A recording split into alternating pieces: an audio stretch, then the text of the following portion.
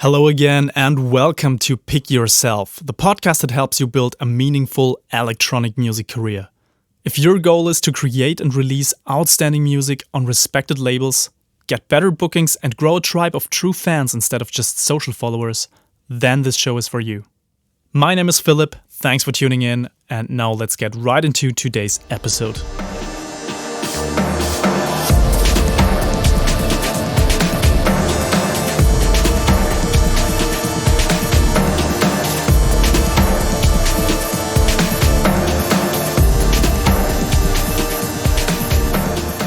Welcome to episode 43 of Pick Yourself. I'm super happy to have you here with me again, just like every single week on Tuesday. Thanks for tuning in, thanks for sticking with this show. And today we have something super interesting. We're talking about streaming. Now, Spotify, Apple Music, YouTube Music, and all the other streaming platforms have a really bad reputation among artists, especially among upcoming artists who don't have millions of streams. And there's a really heated debate going on online, but also in traditional media, about the question whether streaming is bad for artists or not. And I want to talk about this from a few different angles, because I don't think streaming is necessarily a bad thing or harms an artist's career in any way. I actually think that there's a lot of potential, but I also understand a lot of the arguments against streaming and why streaming is bad for upcoming artists. And my goal with this episode is to help you understand the whole discussion first of all, and then also see how you can make the best of the streaming era, because that's what it is, yeah? Streaming won't go away, even if some people wish it did, yeah? It's just not gonna happen, I promise. Now, before we dive deep into this topic, let me quickly point you to the resource that goes with this podcast overall. So if you listen to this, I assume you are interested in building and growing a meaningful electronic music career, something that is a little bit more interesting than just collecting social followers that don't really engage with your content. You want to build a fan base of true fans. And I have created a resource that helps you with this. It's called The 7 Strategies of Highly Successful Electronic Music Artists. And that is a free PDF that you can get at pickyourselfpodcast.com/free. And it simply walks you through the strategies that have worked for my most successful studio clients. So this is real world stuff that has helped real artists build super big careers, some of them. And the good thing is that you can put this into practice as well and really change the outcome of your artist career. So if you are the kind of person that likes to take action, that likes to really build things and get better at things and likes to improve, then go to pickyourselfpodcast.com/free, download the free PDF, implement these things, put them into practice, and you will see massively different results. And the cool thing is you don't have to walk on this journey alone. There are many people like you, many artists who like to help each other, who like to support each other, and we have a dedicated Facebook group for that. Go to pickyourselfpodcast.com/community, and you will find people just like you who want to learn, who want to improve. And I think it's a great idea to surround yourself with like-minded people on this journey. So pickyourselfpodcast.com/community forwards you directly to our private Facebook group. Okay, now let's jump into our topic of today, and that is Spotify bad for artists? The streaming discussion revisited. So, millions of streams, but less than minimum wage. That is kind of the headline you read all across the internet.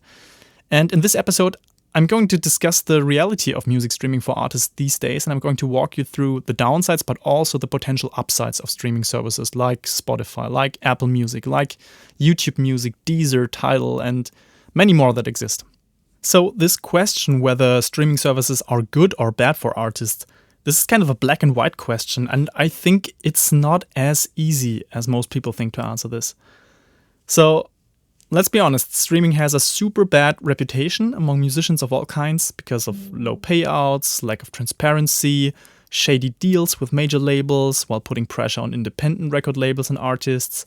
But on the other hand, if you look at the music industry as a whole, thanks to streaming, the music industry has recovered financially and as a business model overall from almost a decade of suffering. So the music industry really suffered from the digitalization, and this change, the transformation that happened, the disruption that happened thanks to the internet. So for many, many years, the CD and a little bit of vinyl were the main revenue drivers of recorded music. But then year after year, the physical sales of music declined. And the problem was that there wasn't a really good digital online music consumption model in place back then. Yeah, so Napster basically started out as a piracy platform, first of all, and there are really interesting studies looking back at this, where major labels didn't want to buy Napster because they could have done this. And that was basically one of the reasons why it stayed, the business model stayed the same way, but the consumption habits of people had changed. Yeah? And instead of offering them streaming services right from the start, major labels tried to fight for their old model of selling CDs. Yeah? And that was a big problem here. The whole digital transformation in the population happened faster than the industry could react. And throughout history, this has never worked. Yeah? So if the consumption behavior of people is way different from what the industry is offering, they will find their own ways of getting the stuff the way they want it. And this is exactly why pirating became so big in the early 2000s. And so the music industry was on a huge decline until more or less the year 2014. And 2015 was the first year where the global recorded industry market went up again. And this was because of streaming. Now, I've been researching some numbers for you, and it's very interesting to see what has happened. 2014, the global recorded industry revenue was down below 15 billion US dollars. And from that point on, the global revenue has grown year after year. And in 2019, so last year, that revenue has cracked the number of 20 billion US dollars again. And this is more or less the figure where the global industry was around 2002, 2003. Yeah. And interestingly, of those 20 billion, 11.4 billion US dollars are coming from streaming. So streaming is the most important revenue driver in the whole music industry. To be more precise, the recorded music industry. Yeah. So this is not accounting for live shows and so on. Now, let me put this into perspective a little bit. So if 11.4 billion US dollars of those 20 billion of the recorded industry revenue in 2019 are coming from streaming, let's take a look at the rest. Only 4.4 billion are coming from physical sales. And this is about to decline even further. And the streaming is predicted to grow even more and even faster. 1.5 billion is downloads and other digital forms of revenue. Yeah, so only 1.5 billion are coming from Beatport, iTunes downloads, and so on. Then 2.8 billion are from performance rights, and 0.5 are from synchronization. So synchronization, that means music that is used for TV, commercials, movies, and so on, and also video games. And so it's safe to say that streaming has saved the music industry as a whole. Yeah? But the question is, if it has saved the industry as a whole, does that still mean it's good for you as an upcoming artist? And that's a very, very different discussion. And so let's first of all take a look at the top 3 arguments why streaming services are bad for artists, because the negative voices clearly dominate the discussion, and I think it's worth checking out what those main arguments are. The first one is, obviously, Spotify, YouTube, Apple Music, and others don't pay out enough to artists. So what do artists actually make on Spotify or YouTube or Apple Music? And that's not so easy to answer. And why is that so hard to answer? Well, first of all, the streaming services don't have one exact number. It varies from service to service. And then they're also not super open about sharing the details of how exactly the revenue gets distributed and what happens behind the scenes. So let's take a closer look, because if you do some research, you actually find out some numbers. First of all, we have to understand how this whole business model works. So streaming services make money in 2 ways. First of all, they make money from ad revenue that comes in from the free plans. Yeah, so overall, that is called a freemium model. So you can sign up for free and listen to music, but you also have to listen to ads. But then there's also the paid version, the subscription model. And this subscription revenue, for example, if you sign up for a Spotify account, you pay whatever it is, like $9 a month or something. And this is the other part of the revenue. This comes from paying subscribers. Now, first of all, part of that revenue goes to payment services and credit card providers and so on. So these are just the usual transaction fees that every online service has to pay. And then another part goes to the streaming services themselves. This is their own revenue. And then what's left over, the so-called stream share, is the part that goes to you, the creator. Well, at least in theory, because even that stream share gets split up again between record labels and distribution services, artists, like the performing artists, songwriters, and publishers. Yeah, so there are very different groups of interest that are part of the creation process of the music. And depending on the exact deal that you have with your label, for example, and the deal that the label has with their distribution service, and so on, the deal that you as a songwriter have with the publisher, all of these things are negotiated individually. And this is why it's so hard to put an exact number on what ends up in your pocket as the artist who wrote and produced and performs the music. And there's actually a pretty funny video by Spotify that tries to explain how this stream share gets split up. And you can watch it. I've embedded it at pickyourselfpodcast.com in the blog post that goes with this episode. But you can also just Google it, how Spotify pays artists, and try to find that video. And this video does a great job at positioning their brand as artist-friendly as they can. But this video is also a great example of why streaming services get criticized for the lack of transparency, because the video doesn't even tell you the real numbers behind that. They give you a rough idea of how that model works, but you don't hear any numbers. Now, how much do artists now make on Spotify and other streaming platforms?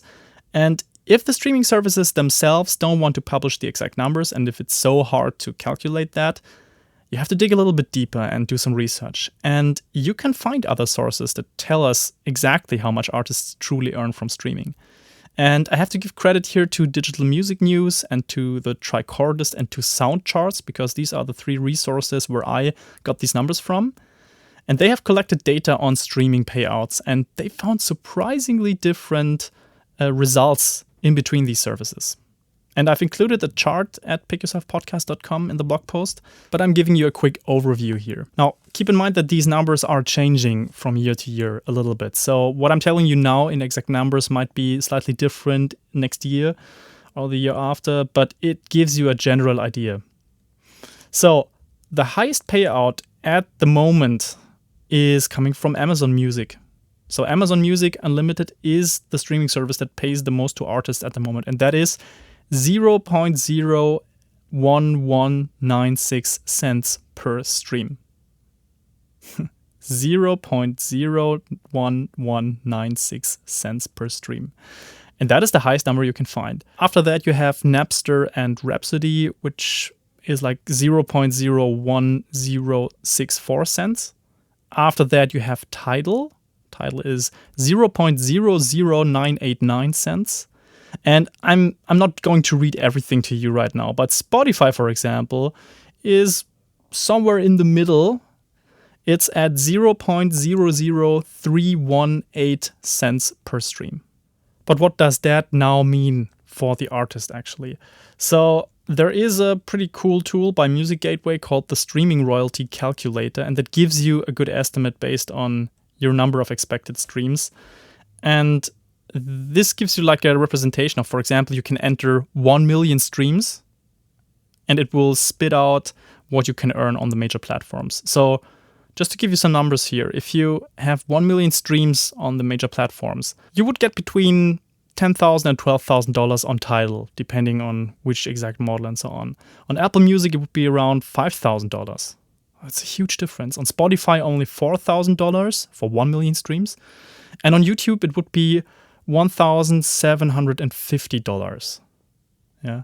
And those numbers don't match up exactly with the numbers that I've mentioned before. This is simply because the music royalty calculator by Music Gateway is using pretty rough estimates, but it gives you like a general idea on what the difference actually is in your pocket in the end. And now this does not take into account what actual deal you have with your label and with your publisher, if you have a publisher. So if you have a pretty bad label deal and publishing deal, then a lot of that money is going into their pockets and not into yours. This is also why I don't think that it's necessarily the best idea to sign with a label or with a publisher. This can be good for your career, but it doesn't have to. So you're not completely dependent. You can also start your own label and self-release and self-publish your music. This is a valid option these days. But yeah, coming back to that most important argument why streaming services are bad for artists is that the amount that they pay out to artists is just way too small to make a difference on the bottom line of a typical underground music producer. So if you have less than 100,000 streams per month, the money is peanuts compared to what you have to invest in your music career overall.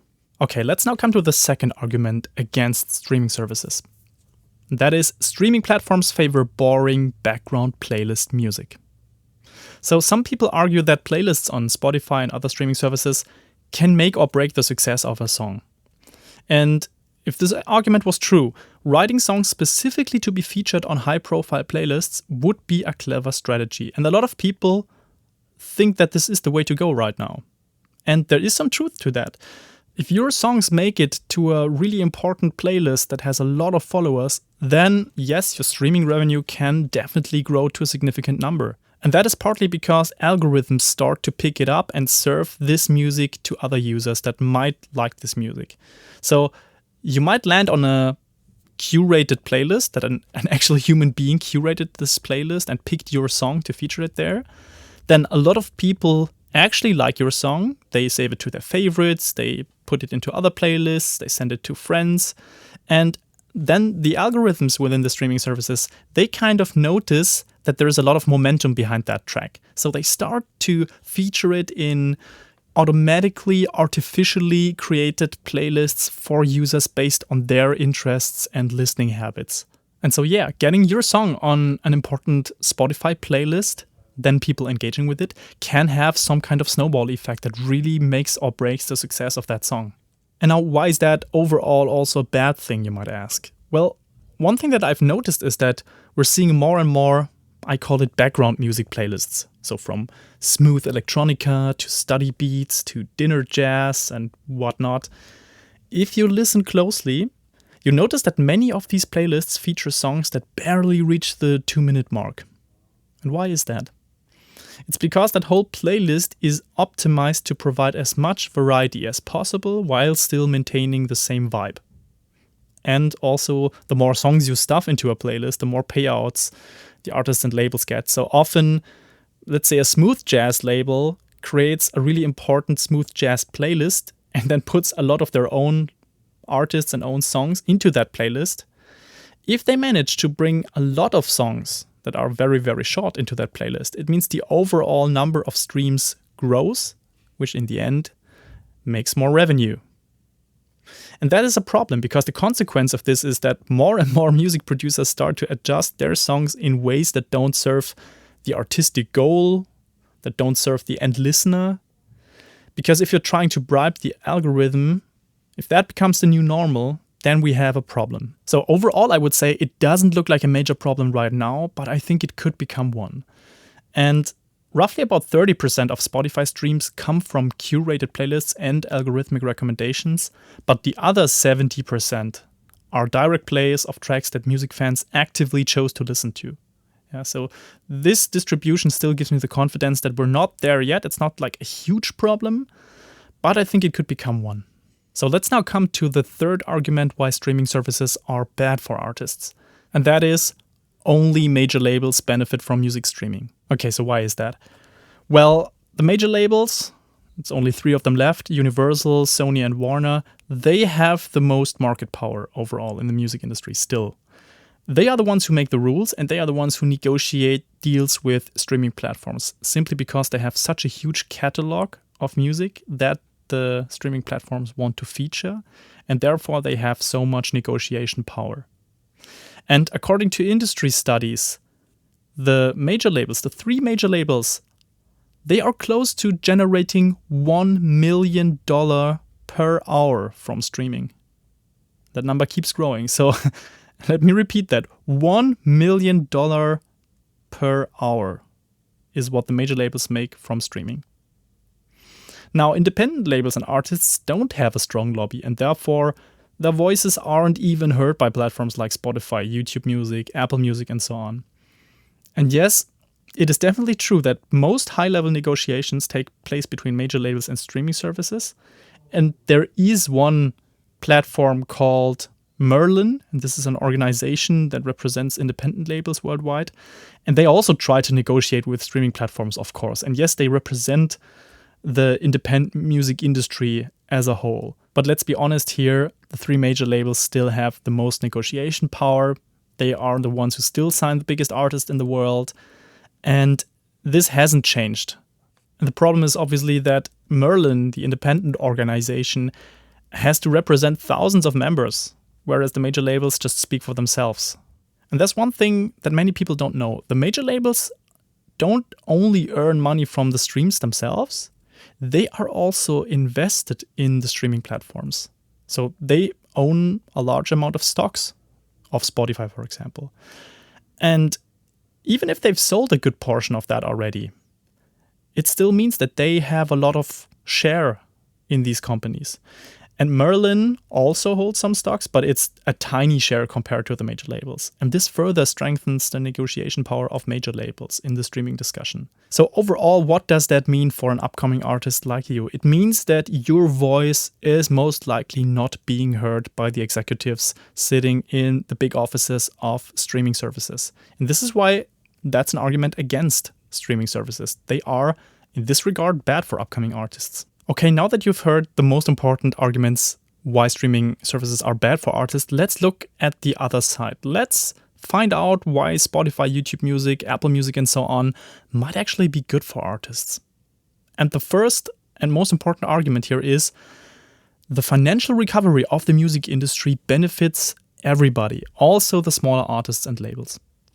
So streaming has put a lot of money back into the music industry as a whole, and while it's fair to say that music creators are the last part of the food chain here, so they don't earn as much as they deserve, but they still benefit indirectly from the new flood of money.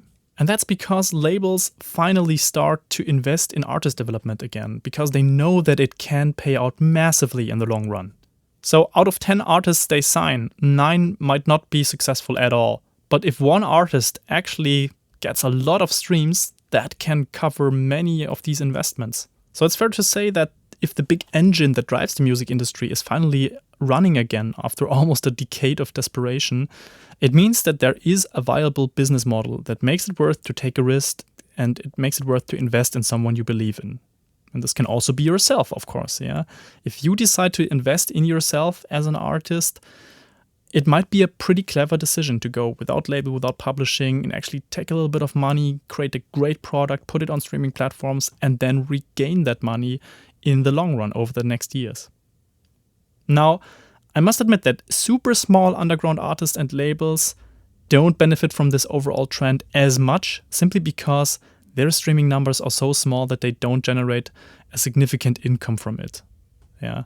But still, some DIY artists are making quite good money because there are less gatekeepers involved, and using so-called aggregator distribution platforms like TuneCore or DistroKid and many others, they allow you to earn much more compared to signing with a big label, for example. And don't forget that streaming is still predicted to grow. Yeah, so this is not the end of it all. More and more people are signing up to streaming platforms. It just becomes the new normal. And people are consuming more music than ever before. And that's a good thing. That is something that you will also benefit from in the future. I'm damn sure about this. Now, obviously, there is one problem with that, and that is super experimental and super left field avant-garde music has a problem because you don't consume that music very often or for a very long time, and it's very unlikely to be picked up by some algorithm because, I mean, who listens to all this super weird music day in and day out? Yeah, it's very unlikely to happen on a large scale. So this type of music will definitely not make a lot of money from streams. And that's obviously a problem because some genres and some types of music will benefit from this streaming revolution, and some, like a little bit more niche genres, will have a problem. But then on the other hand, how many CDs or vinyls would they have sold? Yeah, so also here there would have been some kind of gap between more popular music and the very left field avant-garde music. But now let's come to the second argument in favor of streaming platforms, and that is, it's easier than ever to be discovered by the perfect audience. So with all the criticism that comes with algorithm-based playlists and so on, and this death of crate digging, people tend to forget that there is huge potential for upcoming artists to be discovered by the perfect audience. Because if the algorithm is the new gatekeeper, it might level the playing field a bit. Because you don't need a massive PR campaign.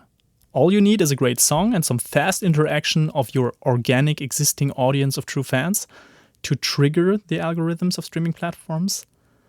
And then your music will be served automatically to people that might like your music. That is super powerful. Now, some people argue that being selected by an actual human being feels more true, more authentic, and is worth more, so to speak. And an experienced curator who hand selects artists and exposes them to a bigger audience, that's like a good thing, that's a badge of honor in a way. But I also see a big problem here, because the reality looks like this. That person who selects music for playlists, for radio stations, for blogs and magazines, that person is highly influenced by trends, by hypes, by peer pressure, and sometimes even money. Yes, money, because if a big label wants to have their artist featured on a certain blog or magazine, well, of course they're paying to get on the front page and have an in-depth interview together with the review of the release. So that separation between ad-supported content and actual editorial content, that only exists in theory. And many blogs, magazines might now say that, yeah, that's a lie, that's not true, we're keeping that separation, but the reality, and this is proved by communication science studies, the reality looks way, way different. So in a way, I believe that upcoming artists benefit from a game that is just a bit more fair than it used to be before. Remember, we're still at the beginning of the streaming era, so there's more good stuff to come for upcoming artists to be discovered. And you can see very similar trends happening on YouTube, so in the video world. Because YouTube used to have an algorithm that is serving people a lot of big channels that are already big, are seen as more credible, more authentic and so on. So they tended to serve more of that content to people based on their preferences and interests. But now the algorithm has changed, and simply because you have a huge channel and a huge following does not automatically guarantee that your videos will be served to more and more people. The new algorithm is very interaction based. So if you have a small channel with just a few followers, a few subscribers, but they interact massively with your content, leave a lot of comments and likes and so on, and watch your videos until the end, that is creating positive user signals, which then triggers the algorithm of YouTube. And I believe we will see something very similar in the streaming world, where it doesn't matter if you're a big artist or a big label, it matters like how much do actual human beings, actual listeners, actual end consumers and fans interact with the music when it's being published.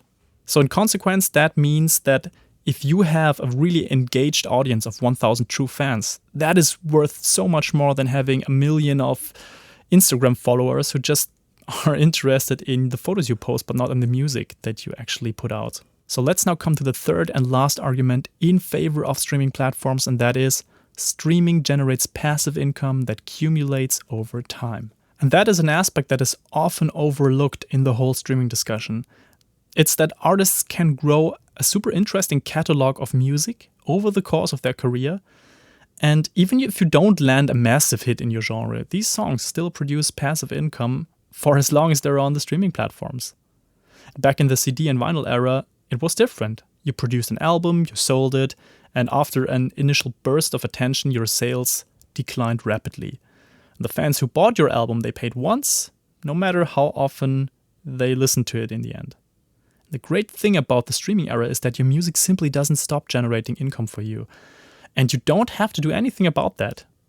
Well, it certainly helps to stay relevant as an artist, of course, to generate streams. But overall, if you are clever as an artist, you work on producing a massive catalog of great music that helps producing more and more streaming payouts with every song you add. And remember that streaming is just one source of revenue. So as an artist, you always have to diversify. You have to have multiple sources of income, and streaming is just one of them. And it's good to have that, but it shouldn't cover your whole rent. That's not the purpose of it.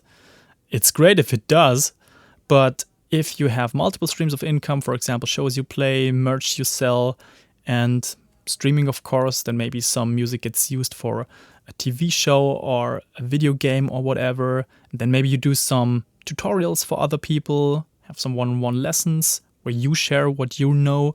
So all of these things can add up to a pretty significant amount of income.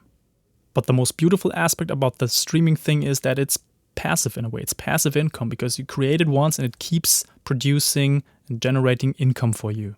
Okay, so what's the conclusion now? Is streaming good for artists? Is it bad for artists? Well, I can share with you my personal opinion on this. I think that streaming can be great for artists if you use it to your advantage.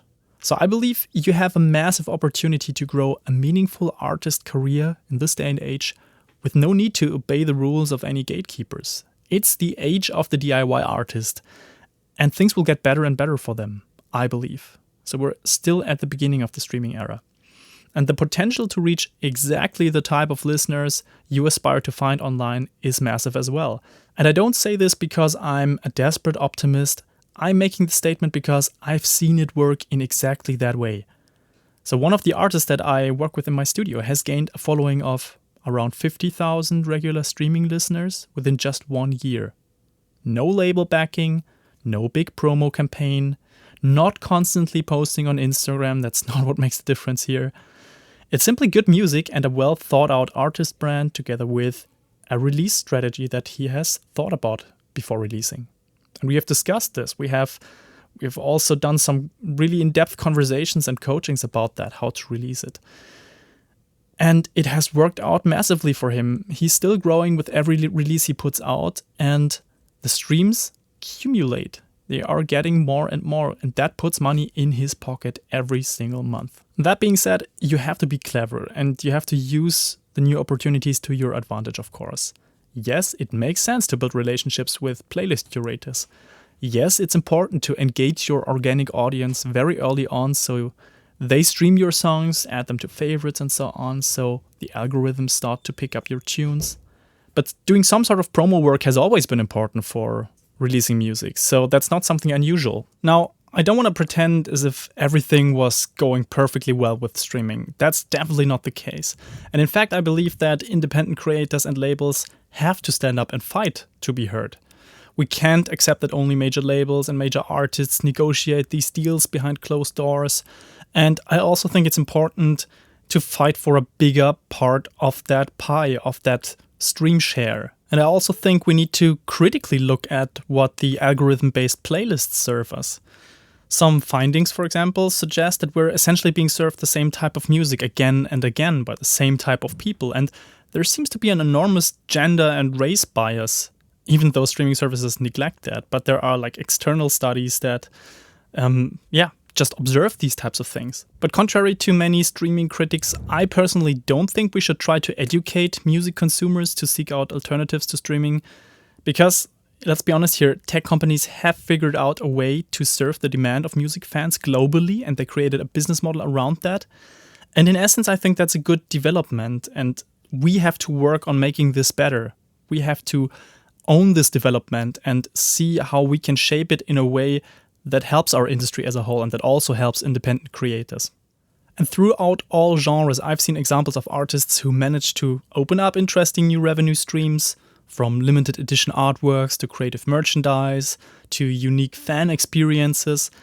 And I believe that there are many ways to build a sustainable artist career, and streaming might not be your only source of income. It might not even be your main source of income, of course, but it can definitely become a relevant one in the overall mix. And your job as an artist these days is to figure out a model that works for you in your situation, in your genre, and with your audience.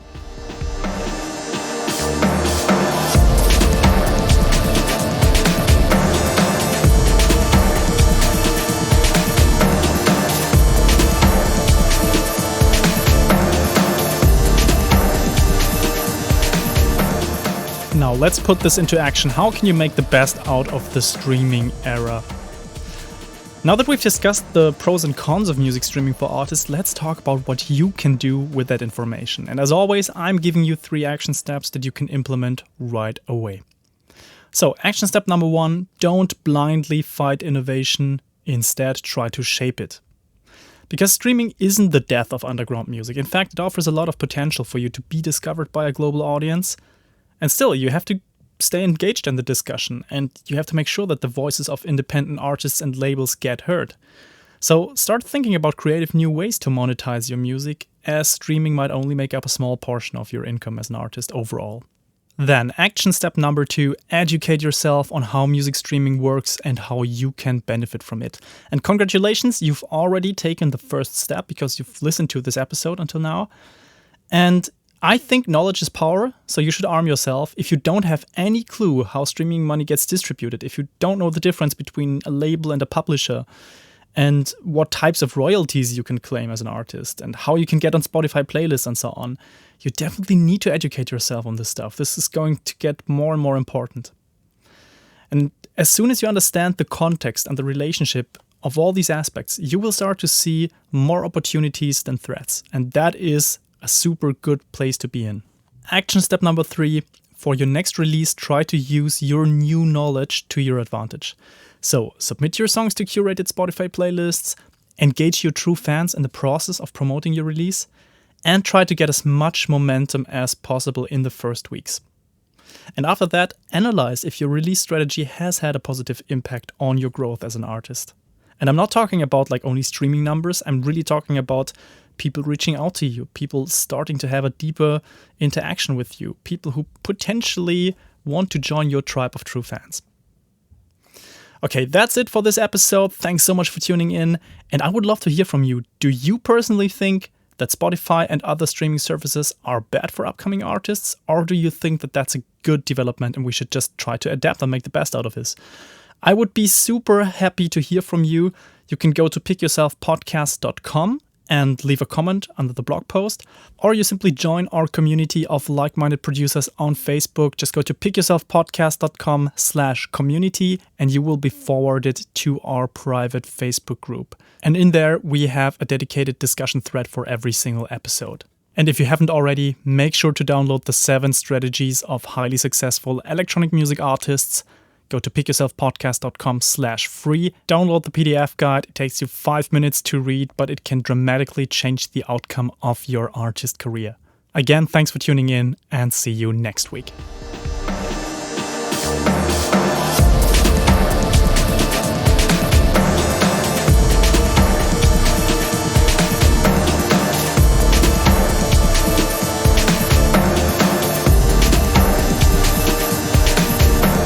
If you don't want to miss any of the upcoming episodes, please make sure to subscribe on your favorite podcast app. And you can find detailed blog posts for every single episode on pickyourselfpodcast.com. Until then, see you next time.